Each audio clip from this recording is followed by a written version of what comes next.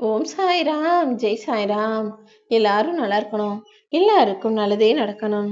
அன்பு குழந்தையே, உனக்காக சந்தோஷ செய்தி கொண்டு வந்திருக்க இந்த சாயப்பா பல நாட்களுக்கு பிறகு நீ எதிர்பார்த்த நல்ல தகவலோடு தான் உன்னை தேடி வந்திருக்கேன். இனி நடக்க போறத மட்டும் பாரு.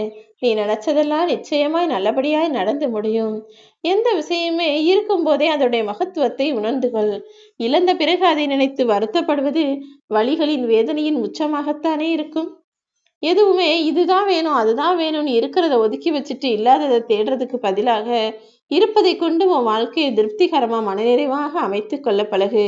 வெற்றி உன் நிழல் போல உன்னை பின்தொடர்ந்து வரும். வெற்றியை தேடி நீ எங்கும் அலைய வேண்டாமேன் செல்லமே. வெளிச்சத்தை நோக்கி நீ போனா உன் நிழல் உன்னை பின்தொடர்வது போல வாழ்க்கையின் முன்னேற்றத்தை நோக்கி நீ பயணமானால் உனக்கான வெற்றியை நிழல் போல் உன்னுடன் கொண்டு வந்து சேர்க்க நான் தயாரா இருக்கேன்.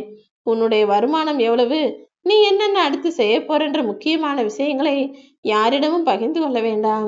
உன்னுடைய குடும்பத்தை தவிர வெளியில் இருக்கும் மனிதர்கள் யாரிடம் இதை சொன்னாலும் அவர்கள் அது சரியாக நடப்பதை விரும்ப மாட்டார்கள்.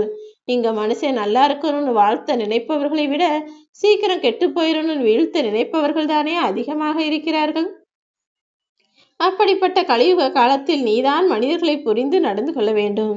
உனக்கு பிடிச்சவங்களோட சுயரூபத்தை பத்தி தெரிஞ்சுக்கணும்னா அவங்கள பிடிக்காதது போல அவங்கள்ட்ட பேசுறதை நிறுத்தி கொஞ்சம் விலகி இருந்து பாரு. அவங்களுடைய மொத்த கெட்ட குணமும் உனக்கு தெரிய வந்துடும்.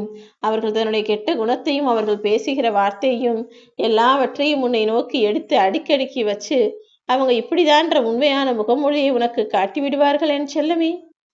நீயா யாருக்கும் போய் தேடி அறிவுரை சொல்ல வேண்டாம். நீ என்ன நினைக்கிறன்னு எனக்கு தெரியும்.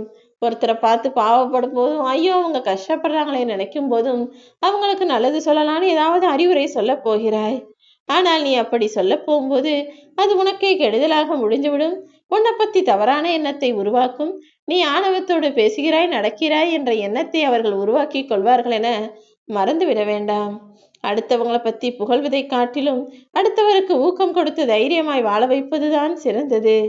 பணம் இருந்தால் சின்ன தலைவலி வந்தா கூட உடனே அவரை போய் 1000 பேர் விசாரிப்பாங்க. அதுவே பணம் இல்லாத ஒரு மனிதன் கீழே விழுந்து இறந்து போனாலும் கூட அவர் பக்கத்துல ஒருத்தரும் போகமாட்டாங்க. ஒரு மனிதனின் வாழ்வும் சாவும் கூட அவரிடம் இருக்கும் காசு பணத்தை வைத்துதானே இங்கு கொண்டாடப்படுகிறது. வாழ்க்கை எப்படி வாழ்வதற்கான மருந்தும் கிடையாது, மருத்துவமும் கிடையாது. நீயாகத்தான் வாழ்க்கை பயணத்தை கவனமாக வாழ வேண்டும் என் செல்லமே. மனிதர்களுக்கு மனிதர்கள் பிடிக்குதோ இல்லையோ, ஆனா ஒரு மனுஷனுக்கு இருக்கிற பிரச்சனையை பத்தி இன்னொருத்தருக்கு பேசுறதுக்கு ரொம்ப பிடிக்கும். மனிதர்களை விட அவர்களது பிரச்சனைகளை பற்றி ரசித்து சிலாகித்து சந்தோஷமாய் பேசும் மனிதர்கள் இங்க நிறைய பேர் இருக்காங்க.